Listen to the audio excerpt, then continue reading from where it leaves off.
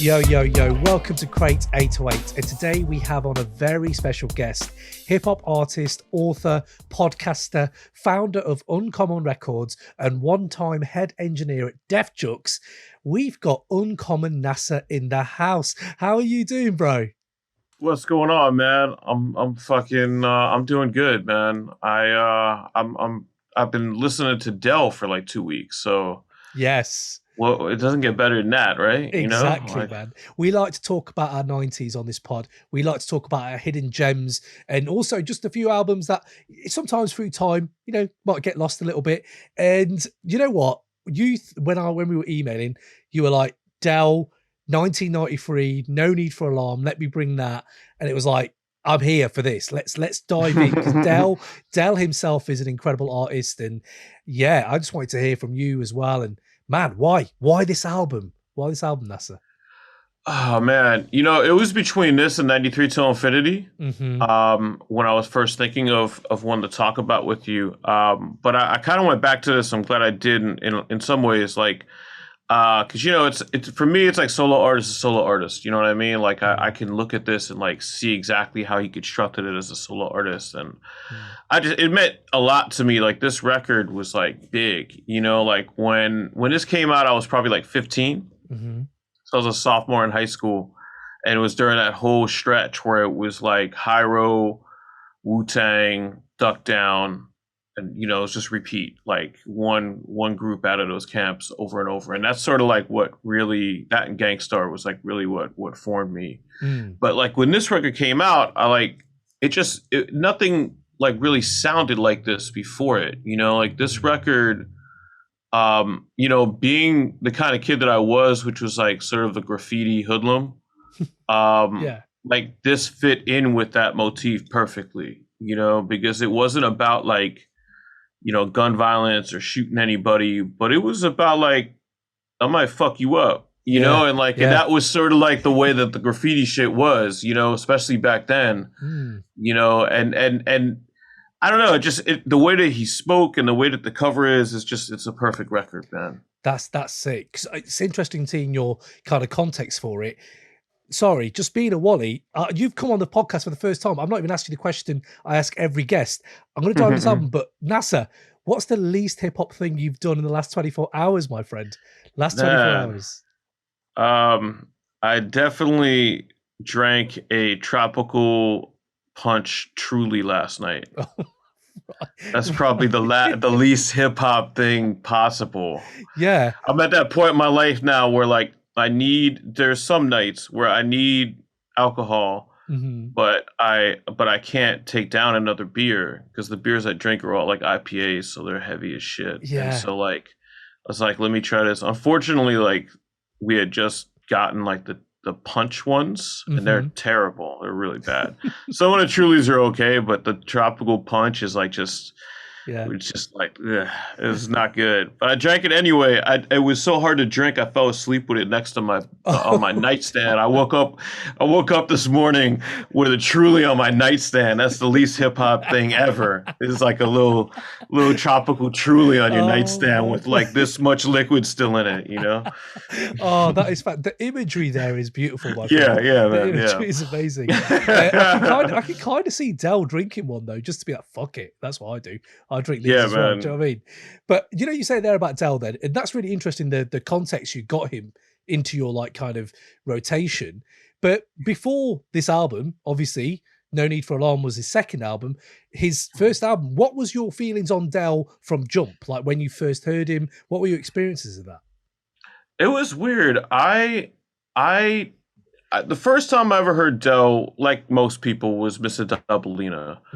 And I liked Mistadobalina. The video was, in retrospect, it's pretty dope, but at the time it was a little cartoonish. It was a little like, it was a lot of that like, I remember there being a lot of that like sort of editing where everything's like moving in fast circle, you know what I mean? Like in double time, and like he's getting spun around on this hospital bed or something like that. And it was interesting. I liked it, but I was also the thing too that's interesting about this record is like it's perfectly aimed because he was only, I looked this up, he was only 20 when this came out, I Damn. believe, or around 20, which would mean that he was probably working on No Need for Alarm when he was like 19. Yeah. So then you take that back 2 years earlier, you know, he's 16, 17 working on, Wish My Brother George Was Here. Yeah. And what's interesting, what I was going to say is that he was making that music so young and I was listening to it so young, the production was overwhelming for me, you know, at age 13, like 12, 13, to like hear that deep sample flips of like P-Funk stuff, I think was like over the top. And like, you know, some of the singles, well, first of all, I got to show you this. All right. I got to let everybody has to know that, you know, you got the right person on to talk about this. Yeah, let's go. Let's just look at this right here. Okay, I'm here. So we got what we're talking about today, which is one of the greatest look at that back artworks. I love the back. I mean, it's just so dope. You know, and I was talking about graffiti and everything, and somebody might say, "Oh, well, there's no graffiti songs on here," but you didn't need it. Look at the cover. Absolutely. Look at the tags on here. You know what it's about. Exactly. You know, so like, and of course we got the single. Nice. You know? We got the other single. Oh, lovely, wicked. Speaking of which, hold on, we got Mistadobalina right here. Oh, nice! I love the artwork. Like somebody's pink paint marker on the back. Yeah, not sure who that is. Noted for later. This is Dr. Bombay. Yes, Dr. Bombay. What a track! Made in America. I love that font. You know, the graph he went with, and just kind of stuck with. He's stuck with it for years. I mean, you know, and then you got Funny Franchise, which is great. So this is when this came out, nobody had seen the Dreamcast in the United States yet. No way, because I heard he was a gamer. He was a huge gamer, and like when he did this cover, I mean, I was a Sega kid anyway, so like when he did this cover, that was a big deal, even in itself. Damn, that's sick. So man, the album's got some bangers, you know. Yeah, it's definitely slept on. And then of course Deltron 3030. Classic. Yeah, classic. And this one is the last one in my hand. This is an important one for me because this is Golden Era. Right. And I just got this. I didn't even know this existed on vinyl until like a couple months ago. I looked it up on Discogs and I bought it. Damn. And I love this album. This is one of my favorite albums besides No Need for Alarm. Yeah. It could even be my second favorite Del album. Like, Damn. It came out like, you know, I think it was like 2010, something like that. Yeah. Pretty well. Later era. Yeah, quite a few years. But he's been on it. He has been dropping from collabs to just he has a big catalog. Like if you're diving back in, which I was doing, the B-sides alone, the remixes, the variants, all that.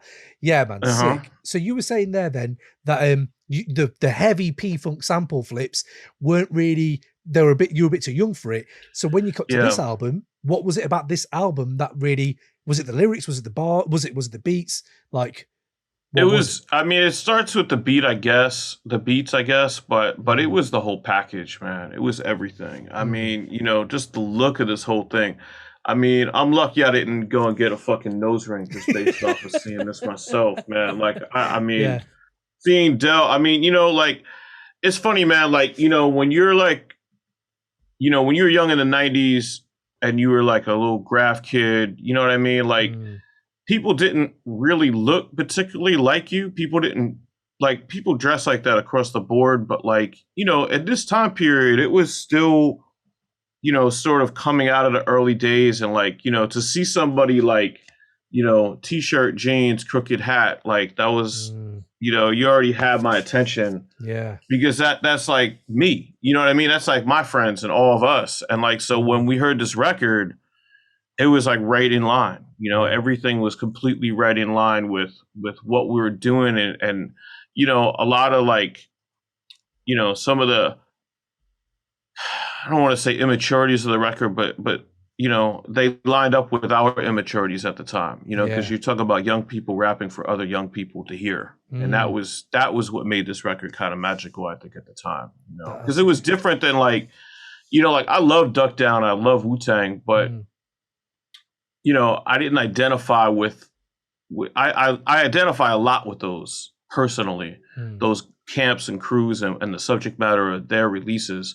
But as much as I identify personally with those releases, the first wave Hiero stuff is even more so. Because it's a lifestyle as well. I think Hiero is a lifestyle. From everything I've learned, I remember Del. This is like an album I came back to later.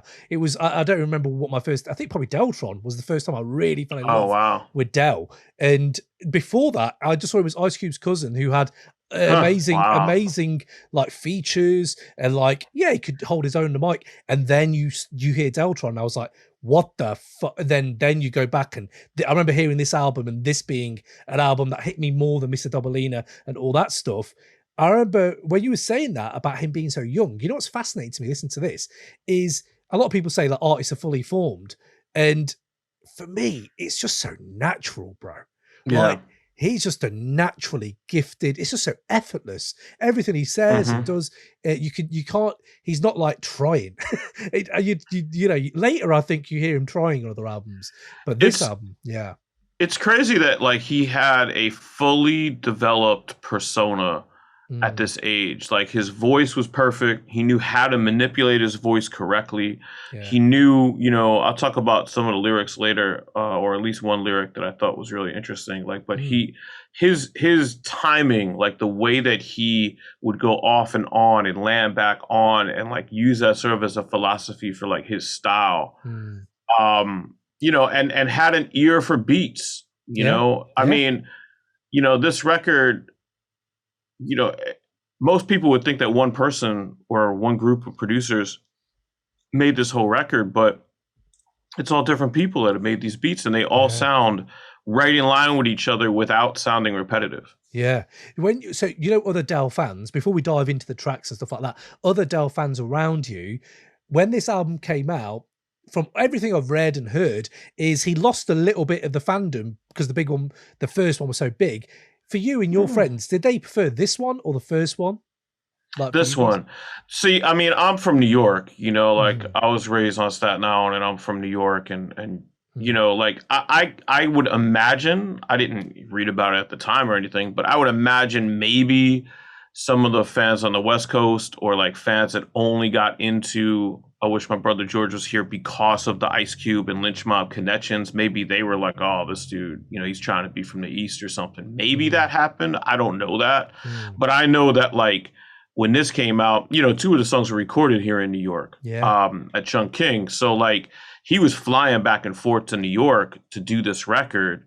And obviously it has that influence. And he said in interviews, you know, that he was influenced by, you know, New York as much as he was the West Coast, you know, so even in the moment at that time. And these beats are a lot more New York friendly at the time. You know what I mean? I think now everybody's kind of open to everything, and that's fine. But at the time, like this was the kind of record you had to make. But like even like, you know, Ice Cube did a record with Bomb Squad, you know, and that was because, you know, people from the West respected the East and vice versa. So I think that's probably part of what maybe you're hearing. I didn't feel that at the time. I didn't know anyone that was into Del as much before this record came out as after. Okay. Everyone that I knew in my circle of friends, like we were all, you know, we would watch his videos from the first record and be totally cool with it and be like, oh, that's cool.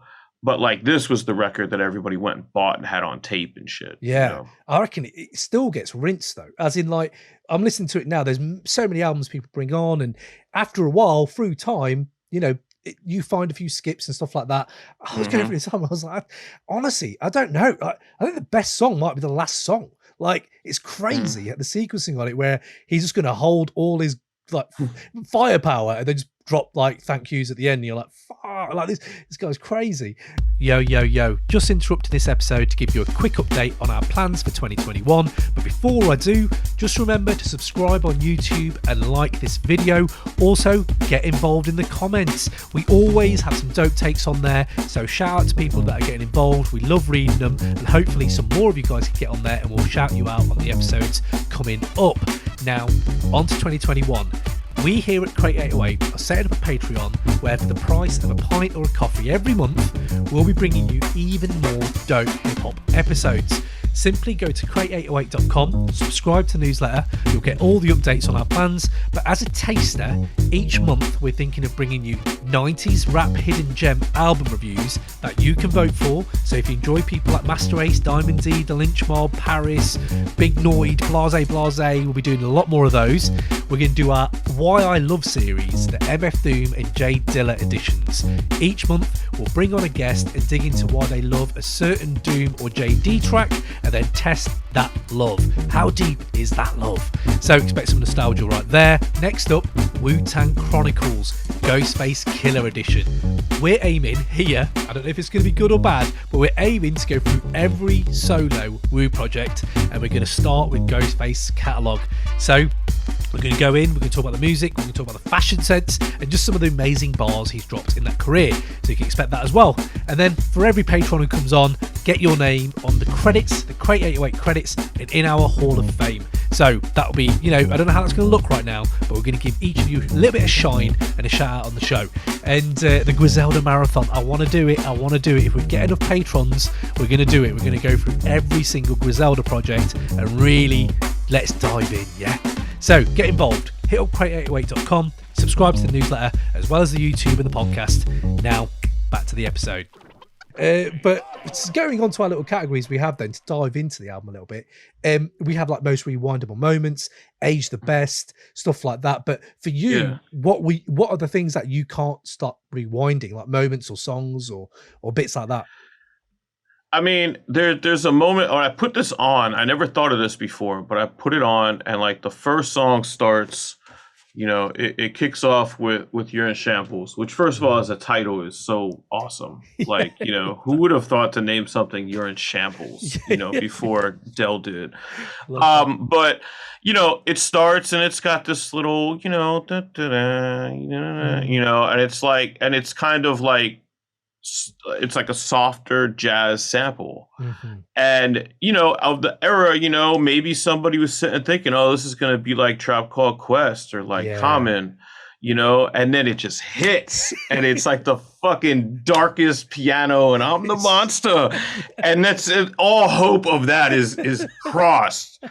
And seeing Dell in interviews and stuff, it almost feels intentional, even though I'm sure it wasn't, but it almost feels like it's intentional to just whisk away sort of like that style of jazz production. And like I guess I could say it here because it is sort of like a memorable part.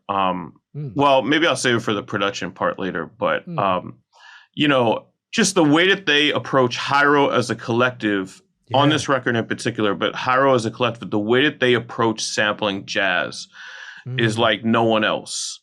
And that's what makes me a huge fan of what they do. One of the other big moments for me is like, I can remember, when you're 15 and you're a little backpacker nerd like I was, back then, most people listened to records like this then. But at the same time, especially young people, especially more hip hop nerdy people, it was about like, man, don't fuck it up. That's 2 good songs. That's 3 good songs. Don't put no whack shit on here now. Now you got me. And I can remember, the 5 mic moment for me is when Catch a Bad One is ending and Whack MC starts. As subtle as that is, like that shit echoes out like right on time with the beginning of that horn drop for Whack MCs. And when you hear the beat for Whack MCs drop and that chorus, at that moment, it would be pretty far-fetched to suspect that this record was going to go downhill, even in 1993. Like it seemed like, oh no, we got a good one here, and that was pretty much the sealer, it's one of the best 3-song starts of any album, I would say that. The opener. And it's hard to even put it in that category because this record continues, it's a 14 song start, that doesn't end. But it really is. It really is though. Like what you're saying there, it's very easy to be hyperbolic, but I challenge anyone, listen, any 90s head especially, listen to this album and tell me when there's a skip, because there just isn't. And you're like, tell me the song you're gonna take off of here. Exactly. Like, because even songs that are like, less memorable, which Hmm. is just than some of the like Miles to Go Miles to go. or Yeah. Treats for the Kiddies. Like those are great songs. Yeah. Like, and that's also subjective. Other people, that might be their favorite songs. I'll get into that stuff for me later. But like, Mm-mm-mm. just it's an untouchable record to me. Yeah. I love that. I love that, man. So we talked a little bit there about Catch a Bad One. We're talking about rewindable moments. For me, them heavy strings, they Hmm. still do the job. They still do what they used to do. That is amazing. But do you know, when you look at someone who's, as we said, so naturally gifted, but is also slightly unhinged, as in like he Yeah, isn't yeah. he you if you really like lyrics and you like to sit and listen to lyrics, he keeps you on the edge of your seat like constantly. All of them do. All of Hiero do, I feel. Yeah. And what I enjoyed about that unhingedness and that kind of I'm naturally just going to be elite now. It's like, oh, okay, so I'm going to try really hard to write a rhyme and you're just going to naturally just be elite. I love that. But yeah, no, one thing you said there about the album artwork, by the way, do you know what I loved? And I don't know for you how you felt, but it was his Mhm. look. And it's just Yeah, like yeah, his lip absolutely. piercing. I'd never seen anyone like that before. Not in hip hop. Yeah, I mean, it just is so well thought out. I'd love to hear like a story. I don't know if anyone's ever asked him in interviews, or maybe if I just forgot like how this Mm. cover came together, what the art direction was like. Mm. But I mean, look, like I said, my first experience with this record was on cassette. Hmm. I bought this for myself later. Mm. So on the cassette, you can see here there's like this black border. Yeah. On the cassette, there is no black border. Ah. So this is a comic book, obviously, like layout, and so Yeah. on the cassette, it fits perfectly into that rectangular shape. Hmm. So like when you're holding it as a 15-year-old kid, and it's like it's shaped like your favorite Marvel comic, except it's graffiti, and it's Yeah. this ill dude with a boombox. It's Yeah. just perfect. I mean, the little things that I noticed too when I looked at this, you could see here it's number 2. It's the second issue, because it's his Mhm. second album, Yeah. 1993. I mean, it says Electra. Yeah. Like, it's just it's a perfect piece, man. Like, Mhm.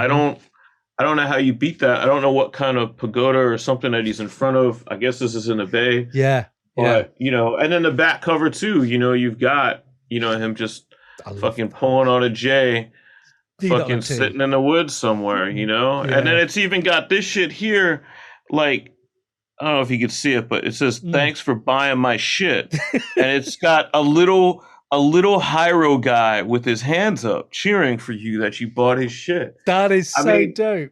yeah, like little things like that are so endearing. First of Yeah. all, at the time when I was young, and even now as a grown man that makes my own music, I look Mm. at layouts like this, and this is what you're aiming for. Mhm. Whether it's conceptually different or not, like you want a package that leaves everyone that Yeah. wants to read your shit and look at your shit something to look at, these Mhm. these colors and vibrant imagery. Yeah. And then like, all the credits are here nice and neat. And like it's the little things. People Yeah. say, especially these days with like so much digital, Mhm. oh, that's just you digging too deep into it. But no, like this was somebody really spent some time Yeah. working on this to be perfectly orchestrated. And then like, Absolutely. here and this was cool. This was common for a lot of records, but this is the back of the Catch a Bad Yeah. One Yeah, single, yeah, and it's just Catch a got Bad One, yeah. obviously it's the same shoot. You can see the pagoda Mhm. back there too. Mhm. So like it's pretty Yeah. cool, like bonus pictures. I love that. That's wicked. I'm loving the props, by the way, NASA. Wicked. I'm enjoying these. Hey man, I got a show and tell day today. Of course. Or any other rewindable moments for you, or as you were alluding to there a little bit, hidden gems on the album? Like any more Yeah. rewindables or hidden gems from you? I always love Check It Out. Um, Mm. and now when I hear it, I like it even more. Like that beat is crazy. And Dell did that beat himself. And Yeah. like it's yeah, it's the longest song on the record too. Yeah. And it doesn't feel like it. It's right toward the end, and like, other little hidden things and like slept on things that have aged really well. Like In and Out, you've got that Oof. that chorus that goes back and forth. Go tell your sister. Go tell your mum. brother. Yeah. It's fucking so good, I man. love the Just right little shit. What's he saying now? In one ear, right at the other. That Yeah. someone must have sampled that. I was thinking someone must have sampled that somewhere down the line. At some point, somebody must. It's funny because there's a lot of hip hop samples on here, like with Whack MCs and Worldwide. Yeah. But it's this record could be sampled a ton too, man. There's a couple of lines that I heard and I was like, ooh, I gotta remember that for when I do something about that, Yeah, absolutely, man. No More Worries. I don't know if you mentioned that earlier, but Domino on that, the bass on that for me, that's a rewindable moment with them bass and the moment them keys come in on, I think it's like Casual's verse on the second verse. Yeah. And what's interesting as well this time for you, because you're on the East Coast, for me, over here, the West Coast was this really enigmatic, weird little universe because we were getting all like from where I was, a lot of it was commercial, a lot of it was like, very, very pushed by majors. And they're here on the West Coast, there was like Farside, there were these guys, there was Hiero, there was like, I mean, later on you'd hear DJ Shadow, you'd hear Madlib, all that as well. That West Coast scene for me has always really struck a chord for me. I don't know what it is, but I just love the. You know what's funny, man, is like coming up at this time, I'll throw in a couple more obscure references that go beyond the West Coast. So like there was Farside and there was all the Hieroglyphics crew. And then there were two like sort of lesser known groups that, from me in New York, kind of fit into the same lexicon. And that was Y'all So Stupid from Atlanta. Yeah. And Boogie Monsters from Virginia and DMV area. And I listened to all of that stuff. That was like sort of like my thing, was like just these, the cool kids, you know what I mean? Like those kinds of like, all those groups were sort of like younger aged guys and they had like a certain sound and a way that they, production wise that they flip samples and just conceptually just really being able to make like smart music for teenagers. Yes. And that's why it's stuck with us. That's why Hiero keeps going is because, they made music because they were pretty much within the similar, those guys range from like 4 to 5 or 6 years older than I am. And I'm in my young 40s. But like, they were basically the same age. Some of the things that I was experiencing in high school in terms of fights and what I thought girls were like and things like that are kind of encapsulated on a lot of those early recordings because they had been going through the same things because they were also young teenage kids. And so, that was a hook. And I think that continues. That's why people, that were there in the 90s continue to support those guys because they connected in a different way than other artists did. Other artists were talking about, shit that kids get into, but that's really adult oriented, and this was, for better or worse, like what I could identify with was, getting into street fights with baseball bats and, cursing people out. Like that was my shit. Like, so that was, and you didn't have to be like a tough guy or a violent person. That was just part of the way the 90s were. If you were a kid that wasn't like home studying, like that's what went on, because there weren't distractions then. And like all of that stuff is encapsulated, particularly in this record and in 93 to Infinity, in Fear Itself and all that stuff, Yeah, definitely. When you watch that new film Mid-90s from a few years ago, I think Dell's doing a cameo in it. That's just that perfect snapshot of that world from someone looking from the outside in, I have to say. Yeah, I mean, people have hated on that movie, but I don't think that most of the people that hate on that movie actually like lived in the 90s in an urban area, because it really represented at least my experience with hip hop. Yeah. And, maybe it's a whiter experience. But, my experience with hip hop in the 90s was very interracial and across a lot of different spectrums, like the people that you would come in contact with. And there's a lot of sort of like ignorant shit in mid 90s that was just accepted then that wouldn't be accepted today. but I gave them credit when I watched that movie for like leaving that stuff in there, because that is how people talked in the 90s, for better or worse. It's not an endorsement by any means at all. In fact, it should show us like what not to do at this point, that we're further along. But if you don't show that stuff, at least in the way that they did, certainly ways to push it too far. But I thought it was really on the money, and it did sort of represent that time. I wasn't a skater. I knew kids that skated, skateboarders, hip hop kids, graffiti kids, kids that just hung out on the corner selling drugs. Like there was like this mix of like all of those worlds together in the 90s. And I think that even though they came from the skater point of view, I identified with what was going on in that movie. And it was cool that Del was in it. I thought that was like a cool nod, to a record like this and music like theirs that did represent that time period really well. Yeah. 100%, man. 100%. So we're talking about hidden gems. Is there any other tracks? I know we talked about all of them, like generally being amazing, but like, is there anything else that stuck back whilst you've been listening back over the last week or so? I mean, it's hard to talk about this record without mentioning Worldwide in particular, because obviously, like lots of people, I don't know if anyone did the voice pitch alias thing before Del did. But obviously this predates Quasimodo. Yes. And that's been pointed out plenty of times. I don't have to it's been written about or whatever. And Quasimodo's dope. But this appearance of Unicron, it fooled me.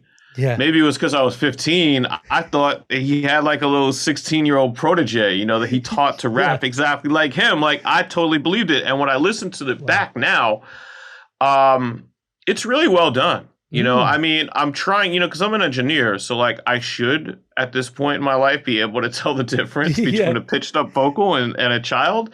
But outside of the little flange that you hear, it's pretty authentic. And I would be really curious, especially in 1992 or 91 or 93, when this was recorded, like how they did that and what piece of equipment they used. Because if you were using a computer to do that then, it wouldn't sound like this at all. Yeah. It would sound like shit. Yeah. So like they found some kind of like guitar effect box or something that was able to pitch it and keep it on time like that. Because it's better than, I feel like by the time Quasimodo came along, like that was part of the gimmick, was that it sounded fake. It sounded like this alien character. That was part of the shtick, and that's what made that work. This was actually trying to get you to believe that it was another human. Yeah.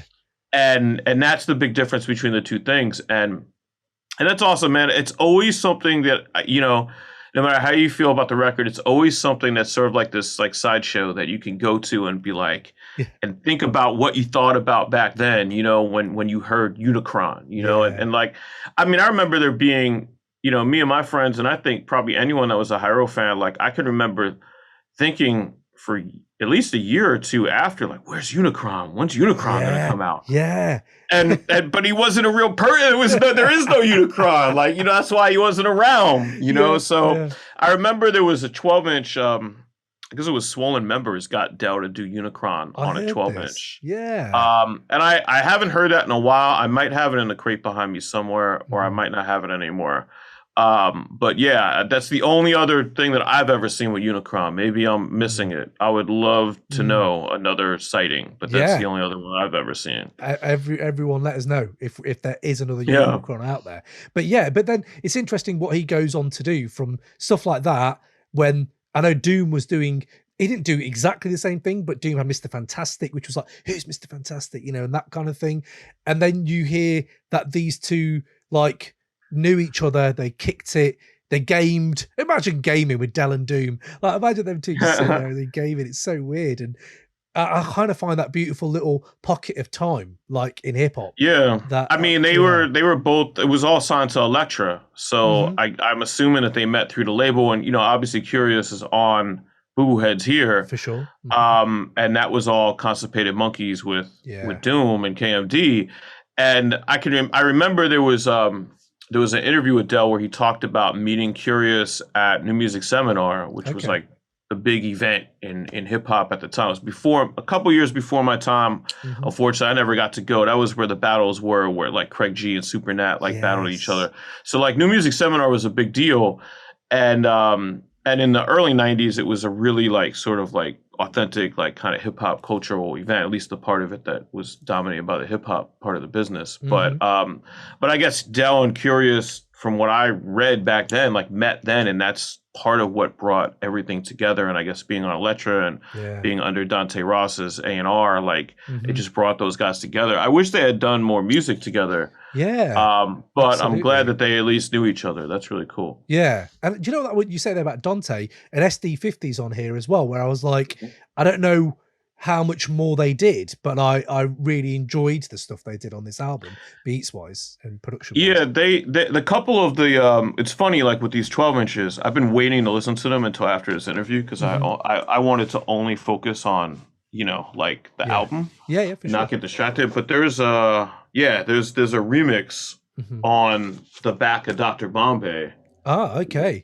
With Hoods Come in Dozens with SD50s. Yes. So like even at the tail end of the promotion of the first record, you know, he was starting to show that this was the direction he was going, to this more East Coast style. Yeah. When I was a kid, I didn't know any better. I thought SD50s produced this whole album. I didn't realize it, you know. But over the years, I've come to realize that like Del did some of the beats, and then obviously other members of Hiero. Yeah. You know? Going on to that then, because you mentioned it a little bit earlier, I'd love to just fascinated to know what you were going to say about it. Like the way that Domino, Hiero, all of them, especially A+ as well. Some of the stuff A+ have got on this record is unreal. So shout out, big up. What is it then about that you were saying, the way they use the flips for jazz and stuff like that? What was it for you? You know what it is for me is this shit is hard. Like all these beats from all these producers, and the same is true for 93.2 and Fear Itself, and for the first Hiero record that came out, Third Eye Vision. Like all of those sort of fit into that similar category. Like the beats are hard. Yeah. And there's nothing jazzy about that jazzy, you know what I mean? Like the way the hip hop people think of jazz, at least old school hip hop people think of jazz, right? It has to be like this, you know, really overproduced kind of thing. And like, but then I come to find out, you know, over the years, I'm finding out what they sampled, and I'm like, oh wow, that's a straight up jazz record. Like there's nothing hard about that record. It's they just pluck these elements and these really like gritty, authentic jazz sounds, and they put them to these hard drums. And some of that is, I think a lot of the guys from Hiero were using the EPS 16. Right. You know, and that machine, I've worked with it personally over the years of engineering. I haven't produced on it, but I've mixed stuff off of it and tracked off of it. And that machine, you know, like RZA used it, L used it, you know, though that machine has a certain sound to it. And obviously those three producers or production teams that I mentioned, you know, did very different things with it. But if you think about it, like there is something that kind of binds all that stuff together. Yeah. And it's just like, you know, I mean, I'm an MPC user. You know, everybody that uses an MPC, you know, there is something that binds it, even if you're on one end of the spectrum of sound and another. And like people that use like that Ensoniq stuff, like EPS 16 and later on the ASR 10, you know, it has a certain vibe to it and a certain style to it, because you can play drums out on keys, and it kind of gives you a little bit more of a, you know, drum flexibility. If you're ambidextrous with your hand, like you can really get into sort of like riding I can't do it, but you can really get into like riding your hat while you're playing a kick and snare with your other fingers. I've seen people do that. Whereas on the MPC, you know, the pads are the best revolution in hip hop ever. Don't get me wrong, respect to Roger Lynn, but you know, there's only two, you know, you've only got two hands, you know what I mean? So, and the pads are far apart. So anyway, that's a long way of saying like the way that they broke down jazz samples in Hiero and on this record in particular, this was just like a clarion call of like, this is how we produce shit. You know, it doesn't have to sound like that stuff is great and we take influence from it, but this is how we can make it harder. And that's, I never, you know, for me, I have a weird relationship with jazz. Like I love jazz, Mm, but I also have seen jazz used in really shitty ways over the years, yes. particularly when it comes to hip hop, particularly in the 90s. Mm, And for them to be able to use mostly jazz and a little bit of soul and a little bit of funk, but mm, mostly jazz records to create something that sounds like this and me not even know yeah. as a kid, even into like my adult years, that to me is amazing production. And it's not just because of the what they did to jazz, it's because the way that they chopped everything was they made it their own so much. Mm, There are samples listed on the back of this that are super yeah. hard to read, but there's samples listed on here. Mm, There's way more samples on there than what's listed. yeah, yeah. I am to this day, there's no snitching and sampling, Yeah, yeah, for sure. but there is, there's like the I don't know if you've seen the other YouTube videos where the guy DJs like an entire Oh, set of Power like the 105. samples. Yeah, yeah, Yep. yeah, yeah. There's one for this album. And Yes, if you there haven't is. seen it, you gotta watch it. It's Yeah, fucking so good. yeah. I have actually seen. There's one on there that I was just like, man. Yeah. I think it's used on In and Out. The In and Out sample. Yeah. When you hear that and you're like, that original track. I'm not going to say what that is, but it's in that video. And that original track, and some of those are just incredible on their own. Where you're like, Yeah. you can get lost in that. And again, that's what's so beautiful about hip hop, my friend. Which is like Hmm. people like yourself who are making this music and also sampling it. You also like. It's just amazing how we are harking back to years and years and years of music to people who probably their careers may have been one hits. Their Yeah. careers may have just floundered or whatever, but they're revived in stuff like this where Hiero just find it or yourself or whoever, And yeah, I find that really beautiful, man. I find that really beautiful. Yeah. You were saying there about B-sides, by the way. But when was the first time you heard Burnt? Because I heard Burnt way later, and I loved that. I remember Burnt when it came out. I remember it was like that, if you were making your pause tapes off of your records, like, or even off of other cassettes, like, that would be like one of the main tracks that you would like have on your mixtape. I had a friend that was really into that song. Yeah. I liked Burnt. I need to go back and listen to it again. Like, the good thing about Dell's releases was that he had all this bonus stuff on there, Yes. on singles, remixes, Mm. bonus tracks, cameo sort of almost posse cuts. But the bad thing about that is, as we get further from that era, you have to like go out of your way to hear those songs. 100%. Yeah. And I haven't, I bump this every couple of months anyway. But Mhm. like do I go back to the 12 inches? I haven't in a while, so I got to go back and hear Burnt again. But I love Mm. Burnt when it came out, and Undisputed Chance was another one that was Yeah. like one of the B-sides with like all Hiero on it that Yeah. everybody wanted to hear that. And I guess the story is like Q-Tip, like a lot of stories back then, like I guess the story is that Dell had a session and Q-Tip was down the hall, and he just came down the hall and vibed and Oh, wow. did a track, and like Yeah. that's what I had heard, like through like old magazines and stuff. Mhm. And there's a lot of stories like that in the 90s because there were only so many studios in New York that people wanted to work out of. And so, and those studios had like the hip hop thing locked down. And so there was a lot of that kind of stuff, which is cool, which you don't see these days anymore, Ah, that's amazing. Yeah, that's amazing. So we talked about the Hiero there for a second. I don't know where you stood on the Hiero versus Hobo Junction like beef. Beef battle. Yeah. The crazy like hour-long battle or whatever it is. I Right. heard it years ago, and I re-listened to it again, and I I think know. I'm sticking with my winner. I feel. But did you have a camp at that time? I mean, I was always going to be Hiero. To be honest, that was a little bit before I was aware of hieroglyphics. That was like a few months before, in a few months in time when you're talking about 13, 14, 15 years old is like an eternity. So like I missed that live happening. I heard about it in the past. And I remember when me and my friend were confused because we had read about there being a beat between Hobo and Hiero, but then Saphir was on Casual's album. Yes. And we were like, I don't understand, like what happened. And then years later, literally like only about 2 years ago, I had heard that, and I don't remember the details, so I hate to bring it up and just leave it there for you. But I heard something that that some of the beef sparked over Saphir's appearance on Casual's record. That's what it was. Yeah. because of, like, I guess there was some egos about, who killed it the hardest or whatever, which is a really novel thing to get into a beef over, like, no, I'm doper than you. I wish beefs were that simple these days. But Yeah. I mean, it was pretty dope, man. But what I would say, not having heard that battle in a while, which was dope. Mm-mm-mm.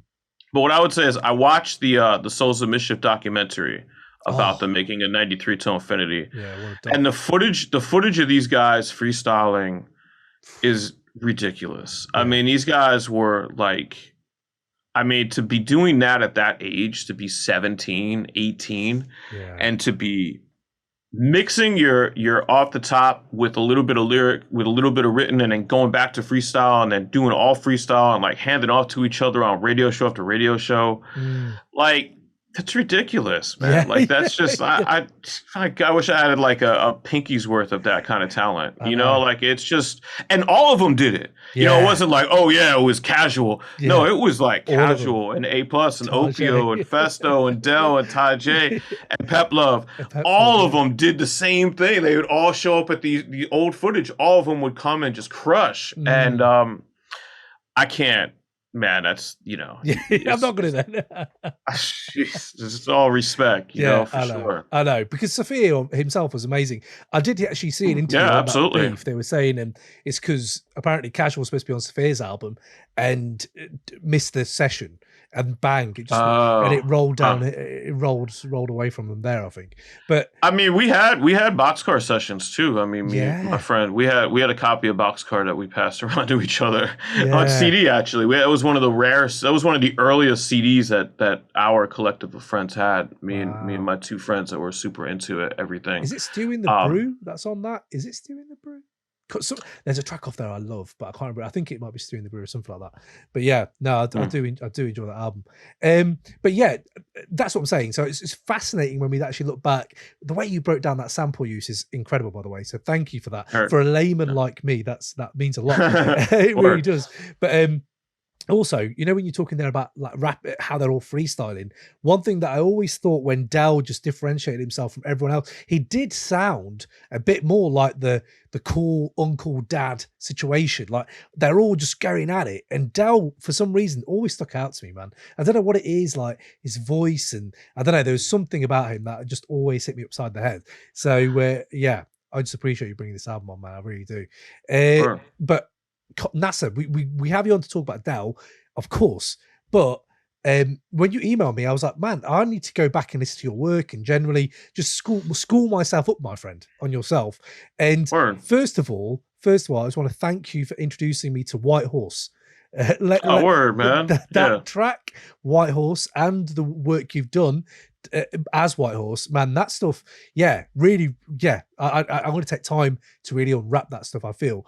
And Yeah, shout out to yeah. Gaja, man. Like, Mm, that's me and his collaboration group, and I produced a couple of those tracks, and then we had some other producers actually work on that. And mhm. man, yeah, that was a fun record to work on. I hope that we circle back and do some more Yeah, man, soon. definitely. I'm glad you dig that, man. That's awesome. No, no, I'm wicked. And talking about digging, man, your new album, Only Child, by the time this goes out, it should be out. So people go Sure. check it. I mean, wow, it's such a great. I don't want to put words into it. I want you to tell me how you feel about it. But like, if it, I don't want to tell you how I feel about it. How do you feel about it? Messiah Music, yourself. Tell me, break it down, man. What was the driving force behind it? I mean, where were you when you were It getting was into it? it was that record, it means a lot to me. It's Mm, sort of like, in a lot of ways, it's sort of like a dedication to my parents. mm, Um, a lot of it covers my earliest memories. Good memories, bad memories. It goes beyond sort of nostalgia, and it kind of gets to the root of, like, who I am. mm. There are some songs on there that aren't directly about me, but for the most part, like a lot of my music, it's autobiographical, or at least semi-autobiographical. Mm. And Messiah Music just gave me a palette. We started working at least on the beat selection process of this a while ago, like Oh several wow. years ago. Okay. And I started working on a few of the tracks, and then I had some other opportunities come up with Written at Night and City at School. And I was sort of like, I had this simmering, and then I came back after I was done with the, recording process and the mastering process of City of School. I came back and finished like the last half of the songs for the record. Right. And, just came in fresh, and it helped, because, I'm a big believer with albums that they should be almost like Polaroids. They should capture certain moments in time and certain things. And that's why a lot of my albums, are on the short side, like, they're 11, 12 songs, sometimes 10, because I don't want to keep going. I don't want to just keep shoving songs on. And I felt like this captured, a lot of those earliest memories. For me, like being an only child, not having kids, I made this point sort of in the liner notes, and it's something I'll probably talk about a lot as I interview about this record, is like when you don't have kids and you're an only child, like, you get to a certain age where other people, when they had kids that matured them, you actually hit 40, and that sort of like naturally matures you. Yeah. It makes you into that adult, not to say that I was like ever like that much of an immature person, even in my 20s and 30s, but you start to realize when you hit a certain age that like, oh wow, well, life is what you make it, and this is what it is. And you start to see yourself as a child, as the only child that you've raised, you know what I mean? If that makes sense, and you think back on, I'm very connected with my early memories, my childhood memories, for whatever reason, through drama, through joy, through whatever. And I always wanted to be in a position lyrically where I could write about that. And I finally reached it, I hope, with this record. I try to make records, like I'm working on my next album now, and and this is true of this album, Only Child, and of what's coming next. Right. Is these are records that I always wanted to make, but something smart kept me from doing it until I was ready. Right. You know what I mean? Like something on some level. And now I feel like I was able to get these concepts out. And, for people that are interested in that kind of thing, it'll be dope. For people that aren't, they'll just keep going about their day. But, I made it for me, and I shared it with the public, and I hope that people can identify with it, whether they're only children or not, or maybe some shared experience, or just some feelings and some shared emotions that I put out there, Yeah. It's when we were talking like about all these acts we've talked about, they're hard, of course, they're braggadocious. On this album, we're talking about with Dal, he's just fucking going for heads. Absolutely. But there is a lot of heart and a lot of real life stuff as well on these albums. And with this album you've done, when you were saying there about some people might go along their day, but I honestly think pause your day and listen to your hands will turn to rust, because that for me is beautiful, my friend. That is really hit home. And although I haven't completely unpacked it, my initial like almost straight feeling, emotional feeling was like, damn, that just going back to that time and thinking of going back to another time in my life resonated because of that. And the production is amazing. The lyrics are great. So yeah, I really enjoyed that track. One thing I was going to ask you, or two things I need to ask you. One, why should we know who Vincent Crane is? Vincent Crane was an amazing lyricist and an amazing organ player. As I talk, well, you know what? The thing is, it's interesting. This is perfect, actually. This is like one of the first interviews I'm talking about the record, and I'm realizing I didn't really talk about Vincent Crane super specifically on it. I gave my experience, and where his music took me and how I'm influenced by it. And that was the point of that song. But in terms of Vincent Crane himself, Vincent Crane was an organist that was in a bunch of progressive rock bands. People that know me know that I kind of also came up, really influenced by progressive rock as well. And he was in a band called Atomic Rooster. Long story short, for most of the existence of Atomic Rooster, they were a trio, and the bass lines were played on the organ while he played the leads on the organ. Amazing. So there was a guitarist, singer, and there was a drummer. And then he's playing both levels of organ to come up with the bass lines. And his writing was always dark and it was always sort of like this mortality driven lifespan, death is coming sort of lyricism, which I have also done, Mm, probably partly because of some level of influence from his work. mm. And that's why you should know Vincent Kranix, man. Like you gotta Yeah, know the little tiny pieces of the DNA. If you're listening to my stuff, yeah. that's he's on the strand. Okay. And the gems, bro.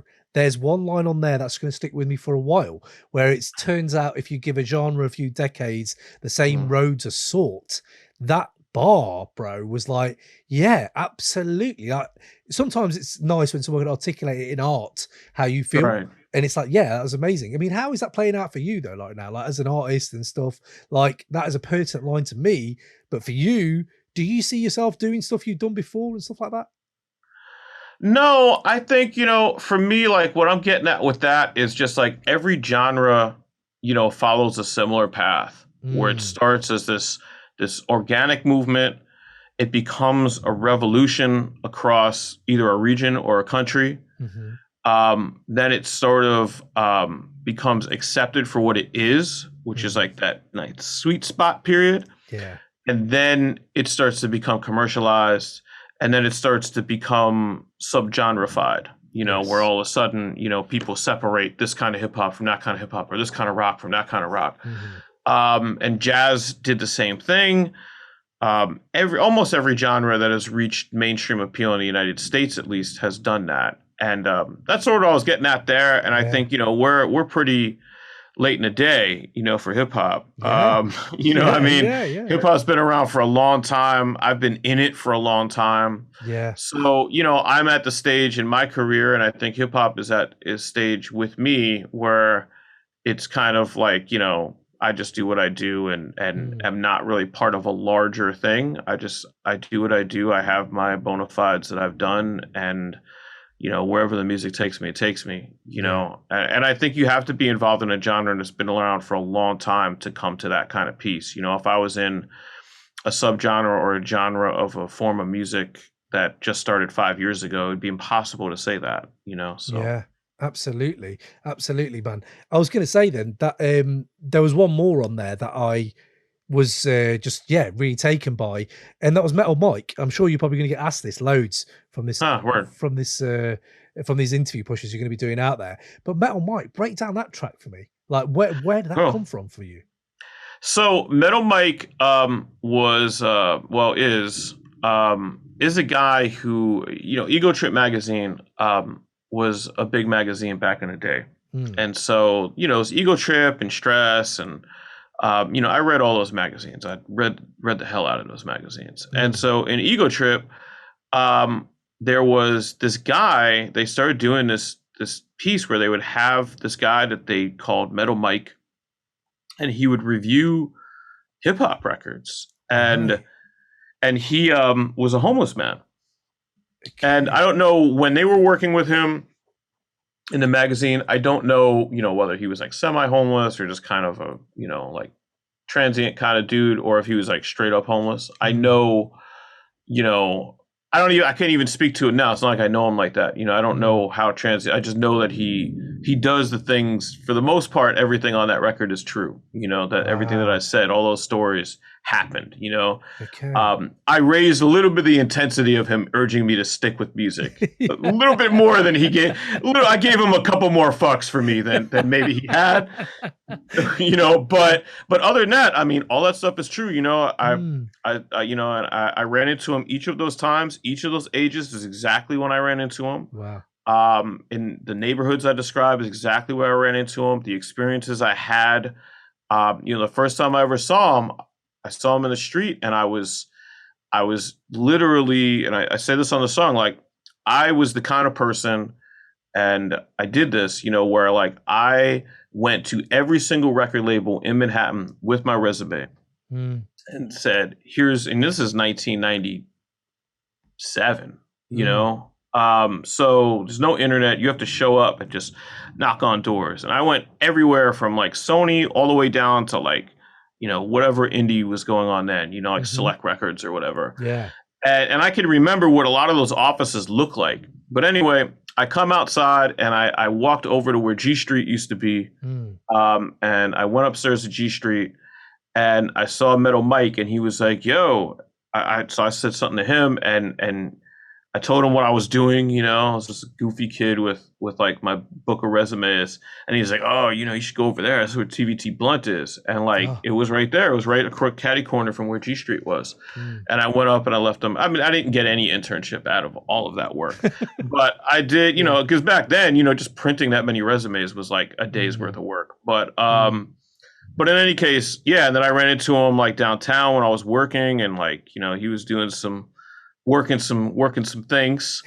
And then I ran into him like 20 years later and, you know, same, he was still, you know, kind of on the same shit. And, always sort of remembered who I was in a weird way. Like obviously didn't remember my name, but always like recognized my face or at least has become good enough at faking remembering people to get extra donations. But yeah, I felt like, you know, those are the kind of people that, you know, I want to highlight in music, you know. I don't, like I said, I don't know Metal Mike like that. I know him from the 3 interactions I had, and I was able to write a song off of the 3 interactions I had. Yeah.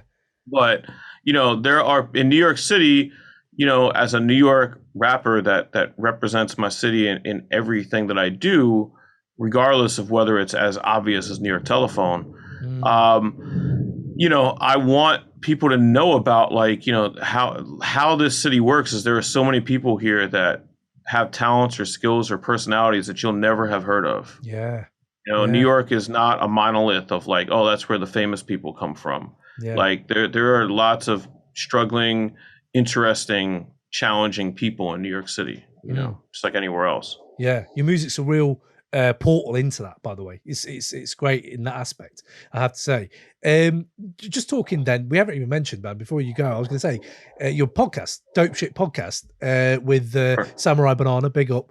I traveled back, listened to a few of those episodes, and man, to hear what you were saying there earlier about like speaking about a certain time, speaking about people in hip hop, it's interesting to hear you guys talk, especially you have done a few episodes about your Def Jux days and stuff like that, but also just like other stuff that you've done in there about like, you had a great Doom episode, just general chat has been great. How are you finding that podcasting space, my friend? How are you like, are you enjoying like doing it? Is it a bit of a chore? Are you like, you know, enjoying telling your stories?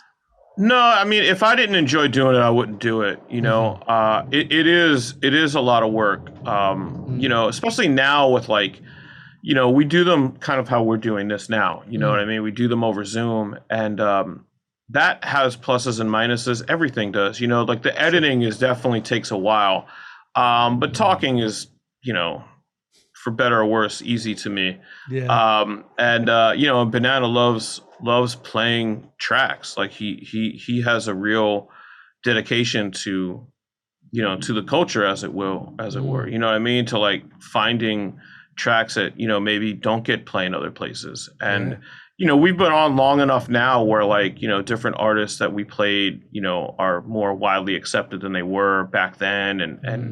And some people are still at the same level, and we keep playing their shit because we think they're dope. You know, it's not about like finding the next nugget. You know what I mean? It's about like playing what we really like. So, you know, usually I'll pick a couple songs and he'll pick a couple songs, and he does all the DJing. And I basically take the conversation part of it, which can, like you said, it could be about anything. I mean, we talk about music. We talk about the music business. We talk about, you know, different thoughts and feelings that you might have as an artistic person. Yeah. And that's sort of what I'm about talking about, you know, on that show, you know, and, you know, Banana has that conversation with me, you know, puts me on the psychiatrist's couch most of the time. I talk through my shit, and you know, he DJs, and then we have a show. You know, we're on a slight break now, but we're gonna come back. We were doing like episodes once a week for a while, then we went to every other week, and then we just went to like when COVID happened, like it was just like it was like when we can get to it, and now that's sort of like the approach we're taking. So we're actually probably gonna get up in person tomorrow for the first time. In like 2 years, you know. Wow. So Well, big up, man. but that'll be cool. Yeah, man. Podcasts aren't easy, so it's quite nice to see you guys doing that. And people go check it out. Dope Shit Podcast. It's really good. It's dope shit. There you go. Yeah, man. Says it on the tin. It'd be remiss of me to even ask that, because you're on, and just your memories of Def Jux are on that podcast. But I just wanted to ask you now, when you see people flourishing that you've worked with, from LP to ASAP, and the Company Flow seems to be getting a lot of love recently, which has been great on my timelines. It's like, yeah, that they should be. How do you feel just looking back on that time for yourself, and yeah, that moment in time? How are you with that right now? Are you like, do you think about it often, or not really at all? I'll take another moment to do a cheap plug here. Absolutely. I've started a second podcast that's YouTube exclusive at Uncommon Records, the Uncommon Records YouTube channel. It's called Flashback Sessions. Yes. And it just started pretty much about 2 months ago. It's me and Short Fuse, who I do music with, and other business stuff with, like Uncommon Restoration. But we decided to do this podcast where, like, I just basically talk, about a lot of those sessions. We just recently did one on Infestacon's Gun Hill Road. And the first episode we did before that was just my getting hired at Ozone and how that happened. Yeah. Ozone was a studio and a label that kind of predated Def Jux. And so, yeah, I'm going to get into a lot of that stuff. To answer your question, there was a long stretch where I was very busy trying to make my own name. For sure. And as much as I was appreciative of what I had worked on and loved the music that I worked on, as an artist myself, I didn't want to be NASA the Def Jux guy. Absolutely. Forever. I wanted to go and stake my own name and have that be part of that name. You know what I mean? And I think, enough time has passed now where I feel like I was able to sort of, to whatever degree, large or small, like stake out my own name as an artist and a label owner and a producer that stands apart from my engineering work. Yeah.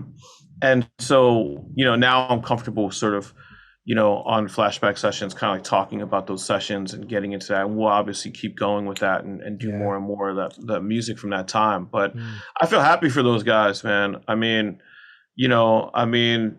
I wish they would have been this successful when I was around, but maybe I'd be doing different things right now. But yeah, I mean, to see guys, with gold or platinum records, wherever, whatever level, RTJ is, all the success that Aesop's had, that I didn't work on a ton of RJ stuff, but, the success that RJ's had, and all the rest of those guys, Merce, all those guys have had incredible success. And, it's really good to see. I mean, it's weird because, like, at the time, I was a fan of all that music while I worked on it.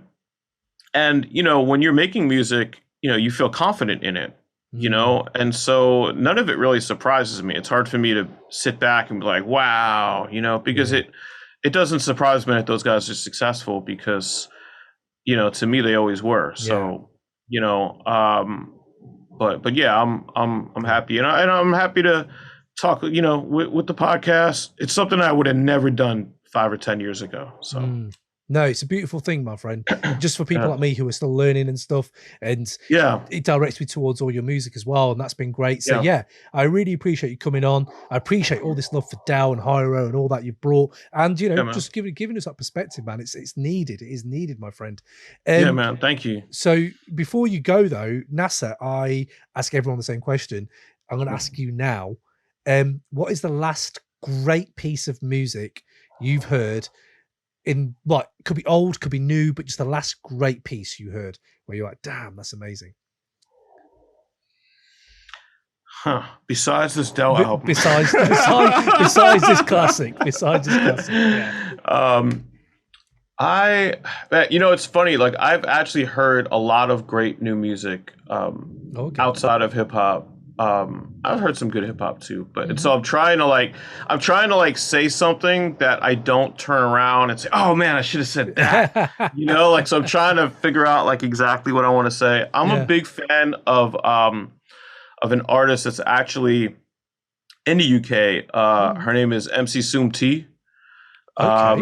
She does, she raps, but she also sings, and really comes from sort of like that dubstep, like Euro dub scene. Nice. Okay. And has done stuff with like Mungo's Hi-Fi and those kinds of groups. And her new album is really great. I mean, it's top of my mind because I'm wearing her T-shirt. Oh, damn. But, there we go. Yeah. Yeah. So, that's dope. You know, that's the first thing that comes to mind. That her last album is really great. You know, it's like a good return to like a lot of that Eurodub stuff, and nice. I really dig that. You know, I DJ reggae on a regular basis, and I DJ all the way up into like what's gone on in the UK in recent years. So I'm really into that stuff, that whole movement. Love that. Man of transatlantic knowledge, my friend. I love that. Hey, man. I'm going to reach across the pond and put you on to something right now. I love hearing these just people in my backyard that I haven't heard yet. So yeah, I'm ready. I'm ready to go in. But Nasser, man, thank you so much. It's been a brilliant chat. I've really enjoyed having you on, and all the best, bro. Good luck with the album, and doors are always open, my friend. If you ever want to jump back on, we're here. Word up. I'm here. Just let me know. Thank you for having me on. Thank you, Nasser. Appreciate it. Peace. Peace, man.